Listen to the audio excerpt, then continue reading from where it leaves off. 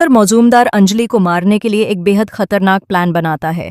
वह अंजलि को पद्मा को ले जाने के बहाने बुलाने वाला होता है और उसी वक्त उसे चारों तरफ से घेर लेने की तैयारी कर लेता है। दरअसल इसके पीछे दामोदर मौजूमदार की एक बहुत बड़ी साजिश होती है। दूसरी ओर पंकज सर को इस साजिश का अंदाजा हो जाता है। उन्हें समझ आ जाता है कि दामोदर मौजूमदार यह सब केवल अंजलि को फंसाने के लिए कर रहा है। दामोदर चाहता है कि जैसे ही अंजलि पद्मा को बचाने आए वह उसी मौके पर अंजलि को मार डाले और अपना रास्ता साफ कर ले। एडवोकेट अंजलि अवस्थी की कहानी अब पूरी तरह बदल चुकी है। एक और आरती की शादी सिर पर है।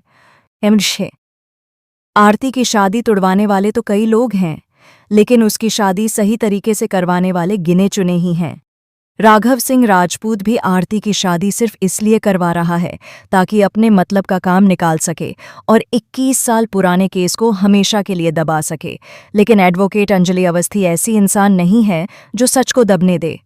अंजलि को अच्छी तरह पता है 21 साल पहले राघव सिंह राजपूत ने इस केस को दबा दिया था, लेकिन अब 21 साल बाद जब अंजलि कोर्ट में कदम रखेगी तो यह केस दोबारा खुलेगा और युवराज सिंह ठाकुर सलाखों के पीछे जाएगा। इसी बीच पंकज सर अंजलि को सावधान करते हैं।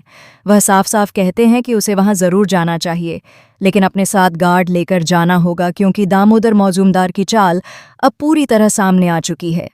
पंकज सर अंजलि को बताते हैं कि दामोदर पद्मा के चक्कर में उसे मारने की साजिश कर रहा है। अंजलि पूरी तैयारी के साथ वहां जाने का फैसला करती है। उधर हम देखते हैं कि जैसे ही अंजलि वहां पहुंचती है, दामोदर मौजूमदार पहले से मौजूद रहता है। वह अंजलि पर गोली चलाने ही वाला होता है कि तभी पूरी पुलिस फोर्स मौके पर पहुंच जाती है और दामोदर मौजूमदार को गिरफ्तार कर लिया जाता है। अब सवाल ये है कि क्या अंजलि ने दामोदर पर गोली चलाई? क्या पद्मा को सुरक्षित बचा लिया गया? और क्या आरती की शादी हो पाएगी? कहानी का दूसरा हिस्सा गिनी से शुरू होता है। गिनी दामोदर मौजूमदार के पास जाती है और उससे कहती है कि अगर वह उससे सच्चा प्यार करता है तो उसे अंजलि को मारना ही होगा। दामोदर कुछ नहीं कहता, लेकिन उसके इरादे साफ दिखाई देने लगते हैं। वह खून में डूबी एक लकड़ी से कार्डबोर्ड पर अंजलि का नाम लिखता है और उसे गोली मार देता है। यहीं से साफ हो जाता है कि दामोदर अंजलि को जान से मारने का इरादा पाले बैठा है और वह गिनी के प्यार में इन हदों तक जाने को तैयार है। इधर आरती और अंजलि के बीच एक भावनात्मक टकराव होता है। आरती अपनी माँ से सवाल करती है कि अगर वह अभय से प्यार करती थी तो सारी दुनिया से यह सच क्यों छुपाया। अंजलि साफ इनकार कर देती है और कहती है कि उसने कभी अभय से प्यार नहीं किया। अभय भी अपनी सच्चाई कबूल करता है कि वह 21 साल पहले भी अंजलि से प्यार करता था और आज भी करता है, लेकिन अंजलि मजबूती से कहती है कि उसकी जिंदगी का सच्चा प्यार सिर्फ अमन था और अमन ही रहेगा। अगर अमन की मौत के पीछे किसी का हाथ है तो वह युवराज सिंह ठाकुर है। अंजलि पूरे आत्मविश्वास के साथ कहती है कि वह इस केस को दोबारा खोलेगी और युवराज सिंह ठाकुर को सजा दिलवाकर ही रहेगी।